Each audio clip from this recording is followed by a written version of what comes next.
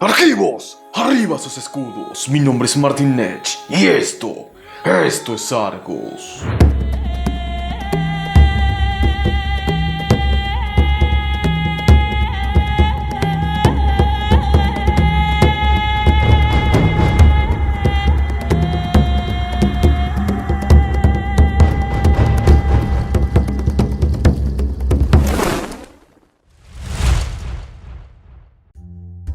Ciertamente la importancia de la ciudad de Argos para la mitología y cultura de Grecia es trascendental, y es que muchos de los mitos más importantes tuvieron lugar allí. No en vano, el propio Homero utilizaba la palabra argivos como equivalente de griegos. Asimismo, empleaba para ello otro término, el de Dánaos. Hoy vamos a ver quién fue este personaje tan relevante, cuyo nombre fue utilizado como sinónimo del pueblo heleno. El mito de Dánao y el castigo de las Danaides. Tal como hemos visto en otros encuentros, de Zeus y la princesa argiva Io nació Épafo, el primer semidios, que, habiendo reinado en el país del Nilo, fue padre de las princesas Livia y Lisianassa. De Livia y Poseidón nacieron Belo, Lamia y Agenor. Belo heredó el trono del país del Nilo de su abuelo Épafo, y se dice de él que condujo una colonia de egipcios a Babilonia, donde fundó un colegio de astrólogos y se lo honró como el dios Bel. De su relación con la Naya de Anquínoe, hija del río Nilo, fue padre de Egipto, Dánao, Troña, Cefeo y Fineo. Expandió sus territorios como nunca antes otro hombre hiciera, y al final de sus días dividió su vasto reino entre sus hijos. De esta forma le entregó el país del Nilo a Egipto, que por él adoptaría tal nombre, mientras que a Dánao le cedió Libia, el reino que su tía Lamia había devastado. A Troña, que había tenido con el dios Hermes un hijo llamado Árabo, le dio la región que por este sería conocida como Arabia, y a Cefeo le entregó o bien Etiopía o bien la franja costera de lo que sería Gaza. Dánao heredó un reino en ruinas y arrasado por las atrocidades de Lamia, pero supo aplicar las medidas necesarias y poco a poco el país prosperó. Siguió la costumbre egipcia de tomar varias esposas y, según se dice, tuvo al menos unas 10 mujeres. Con todas estas esposas, Dánao engendró 50 hijas, todas mujeres, conocidas colectivamente como Danaides. Y aunque se conocen los nombres de todas ellas, las más importantes fueron Hipermnestra y Amimone. Todo parecía apuntar a que Dánao se convertiría en un gran rey, acaso el más importante de toda la historia de Libia, si el destino no hubiese querido que la guerra lo obligara a tomar el camino del exilio. Guerra que su propio hermano gemelo emprendió contra él. En el país del Nilo reinaba Egipto, que, como hemos dicho, dio su nombre a todo el reino. Y tal como su hermano gemelo Dánao, este rey también tuvo 50 hijos, aunque todos varones. Egipto, a pesar de gobernar el país más rico del mundo, no estaba contento con la división hecha por su padre, y es que había pretendido heredar de Belo la totalidad de su inmenso reino. Por eso, apenas asumió el trono, emprendió una guerra de reconquista para anexionar a sus dominios los territorios que consideraba que le pertenecían por derecho. Su primera agresión fue hacia el reino de Arabia, gobernado por su sobrino Árabo, a quien derrotó y ejecutó, para luego sojuzgar a Etiopía. Sometidos estos países, Egipto miró hacia oeste, hacia el vasto territorio de Libia.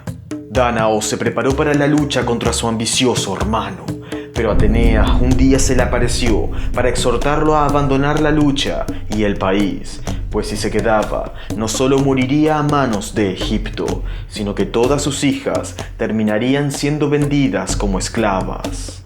Se cuenta además que Atenea le entregó al héroe un enorme escudo que provocaba terror y parálisis a quien lo miraba de frente. Escudo que el héroe jamás llegó a usar y que terminarían heredando sus descendientes. Dánao no tenía más alternativa que huir, y la única manera de hacerlo sin arriesgarse a cruzar el delta del Nilo era por mar. Para ello se hizo fabricar una nave provista de 50 remos, la primera de este tipo que alguna vez se construyera, y disponiendo a las 50 Danaides como remeros, se fugó de Libia por la noche. Pero, ¿a dónde iría? ¿Quién acogería a una familia de fugitivos buscada por el poderoso rey de Egipto? Solo había una opción en el horizonte, solo un sitio a donde ir: la Argólida, el pequeño reino griego al que Dánao estaba ligado por su ascendencia. Dánao y sus hijas circunnavegaron el mar de Lidia, pero una tormenta los sorprendió a medio camino y los empujó aguas adentro. El héroe imploró entonces ayuda a Atenea, y la diosa envió vientos propicios que llevaron la nave hasta la isla de Rodas, isla que, por aquel entonces, era gobernada por los Helíadas, los hijos del sol, quienes le ofrecieron la debida hospitalidad. Como agradecimiento a Atenea, Dánao y sus hijas le erigieron un santuario en la cima del promontorio que dominaba la ciudad de Rodia de Lindos, así como una estatua de madera de la diosa. El héroe y su familia pasaron un tiempo en la isla de Rodas, pero como no era su destino gobernar allí, pronto volvieron a zarpar. A las pocas semanas llegaron al fin a la Argólida y encallaron la nave en el puerto de Genesio, o bien en Epidauro. Allí Dánao les ordenó a sus hijas que tomaran ramas envueltas en lana, símbolo de los suplicantes, y que se abrazaran a las estatuas de los dioses que había en un altar, rogando a los argivos hospitalidad y protección ante los egipcios. En Argos reinaba un hombre ya anciano llamado Pelasgo II, hijo de Esténelas y nieto de Crótopo. La repentina aparición de las Danaides atrajo la atención del pueblo, y el propio rey se presentó para saber qué estaba sucediendo. Pero al conocer de boca de Dánao los acontecimientos que lo llevaron a abandonar Lidia, Pelasgo sintió miedo, y es que proteger a los recién llegados los haría enemistarse con una nación infinitamente más poderosa, como la egipcia. Pero, por otra parte, no responder al ruego de los suplicantes supondría ganarse la ira de los dioses. Las propias Danaides, al ver que la duda crecía en el corazón del rey, amenazaron con suicidarse bajo las estatuas de los dioses si rechazaban su pedido de auxilio. Y es que preferían la muerte antes que someterse a los egipcios. Al final, Pelasgo decidió someter tamaña decisión al consejo de los argivos, quienes entendieron que era mejor temer a los egipcios que a los dioses, y decidieron dar asilo a Dánao y su familia. No tenían cómo entender lo que el destino les tenía deparado. En aquellos tiempos la Argólida sufría una terrible sequía que marchitaba los cultivos y debilitaba al ganado, causando estragos por doquier. Dánao, que gracias a sus conocimientos y buen juicio se había convertido en consejero del rey, envió a sus hijas a diferentes partes de la Argólida para que buscaran pozos y fuentes, y es aquí donde cobra importancia una de ellas, Amimone. Se cuenta que esta Danaide marchó hacia el sur de la Argólida y que, cansada de tanto caminar, se echó a dormir junto a una gran roca, cuando de pronto apareció un sátiro e intentó violarla. Amimone gritó por ayuda, y entonces emergió del mar el dios Poseidón, quien arrojó su tridente para acabar con el sátiro. Este, sin embargo, consiguió escapar por poco, y el arma del dios se fue a clavar en la roca en la que Amimone se había recostado. Cuando Poseidón extrajo el tridente, de los hoyos perforados en la roca manaron 3 chorros de agua que rellenaron la desecada laguna de Lerna. En otra versión se cuenta que Amimone creyó ver un ciervo e intentó cazarlo, pero cuando le disparó su flecha, descubrió que en realidad se trataba de un sátiro, que, furioso, intentó forzarla, pero el dios Poseidón se apareció para impedirlo. En agradecimiento a su salvador, Amimone se unió amorosamente a él, y de esta fugaz relación nació Nauplio, el mítico fundador de la ciudad de Nauplia. Amimone regresó a palacio para informar a su padre el hallazgo de la fuente, y Dánao dispuso de inmediato una cadena humana en la que participaron todas las Danaides para abastecer de agua a la ciudad.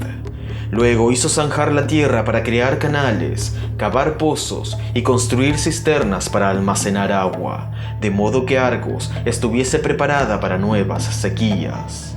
Estos, no obstante, no fueron los únicos aportes que Dánao hizo a los argivos. Se dice que también introdujo el arado y que construyó un templo a Atenea en Larisa, la Acrópolis de Argos. Pero su mayor logro, sin duda, fue haber modificado los glifos egipcios para adaptarlos a la lengua de los aqueos, siendo de este modo el primer héroe que trajo la escritura a la Hélade, honor que comparte con el fenicio Cadmo.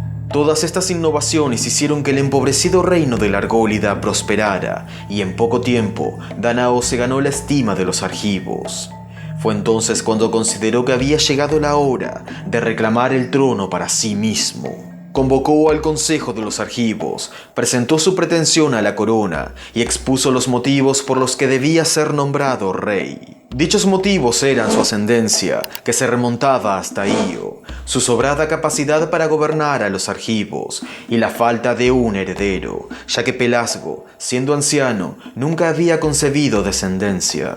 Se dice que el propio Pelasgo, después de haber oído el discurso de Dánao, se echó a reír tanto que se lo apodó Gelánor, el rey que ríe. El consejo, sin embargo, consideró que los motivos de Dánao eran convincentes y solicitó un solo día, para pensar en una resolución. Pero al amanecer el día siguiente, sucedió un prodigio a las afueras de la ciudad y a la vista de todos. Un lobo solitario apareció en campo abierto y atacó al toro principal del ganado del rey. El toro consiguió salvar al rebaño del lobo, pero las heridas que recibió terminaron por matarlo.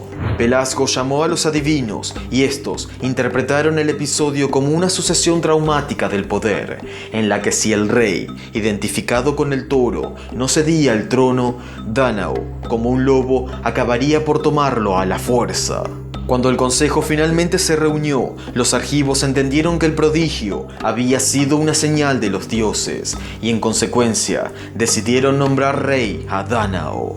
Pelasgo, como muestra de grandeza, no puso reparos a la voluntad del pueblo y entregó el cetro a Dánao, tras lo cual se fue a vivir a la cercana Midea, siendo el último de los herederos de Foroneo en ser rey de los argivos.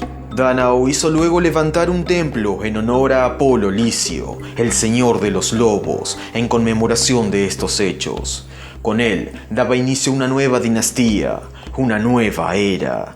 Sin embargo, sus primeras páginas estarían escritas en sangre. Los años en los que Dánao gobernó fueron los más prósperos que tuvo Argos, llegando a convertirse en la ciudad más poderosa de la Hélade. Tan agradecidos estaban los argivos con él que pasaron a llamarse Dánaos desde entonces. Pero tanta prosperidad no podía pasar inadvertida y pronto llegó a oídos de Egipto, que así descubrió dónde había ido a parar su hermano. Egipto, sin embargo, ya no quería hacer la guerra y envió emisarios a Argos para concertar con Dánao la paz, ofreciendo casar a sus 50 hijos con las 50 Danaides. Dánao al principio no quiso saber nada y ya estaba a punto de echar a los enviados de regreso al mar, cuando se le ocurrió una manera de vengarse de todo lo que Egipto le había hecho pasar, y fingió aceptar la propuesta de matrimonio. Varios meses después, los egipcios arribaron a Argos, ignorantes del peligro que los aguardaba, y las propias Danaides, en connivencia con su padre, los agasajaron con fiestas, bailes y banquetes. Se cuenta que durante uno de esos festines, Dánao y Egipto echaron a suertes las parejas de sus hijos.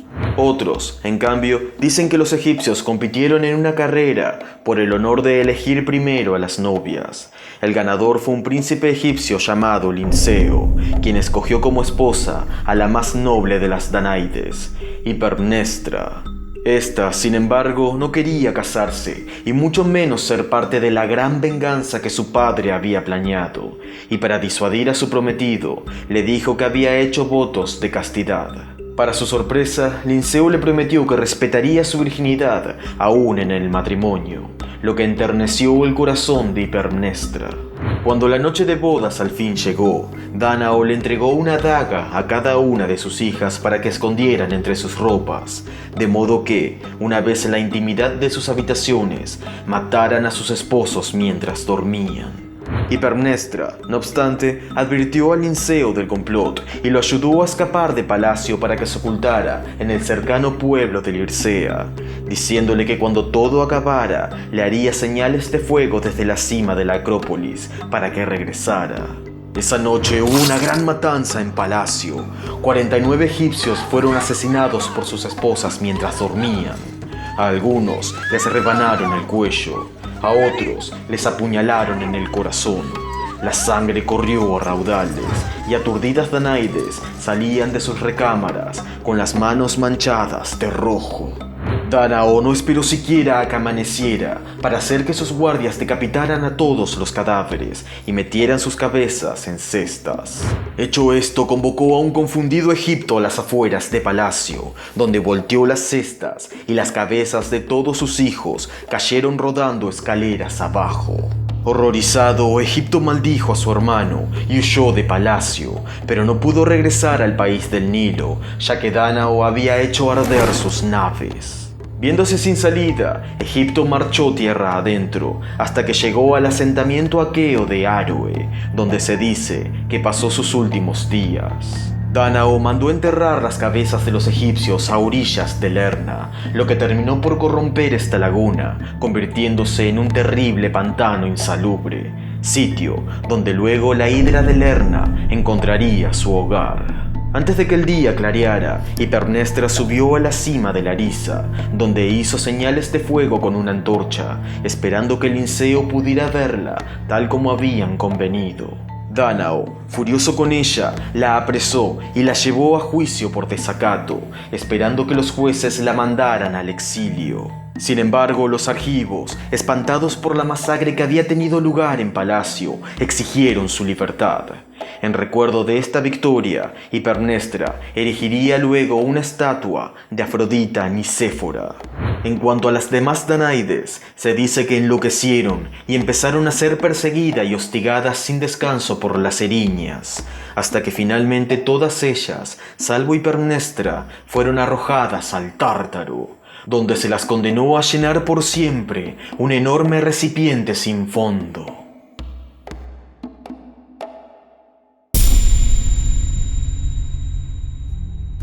Sobre el final de Dánao existen dos versiones. En una, arrepentido por la atrocidad que había cometido, cedió pacíficamente el trono al único egipcio que había sobrevivido, Linceo, tras lo cual llegó a la vejez o bien se suicidó. Pero la tradición más conocida dice que el propio Linceo se infiltró una noche en palacio con ayuda de Hipermnestra y que tras quitarle el cetro a Dánao, lo mató en venganza de sus hermanos. Los argivos, que consideraban legítimo su matrimonio con Hipermnestra, lo aceptaron como rey, aunque limitando enormemente su poder. Los restos de Dánao fueron enterrados en el Ágora de Argos, bajo un monumento conocido como Palintos. Se cuenta además que su trono jamás volvió a ser utilizado, y los argivos lo colocaron en el templo de Apolo Licio.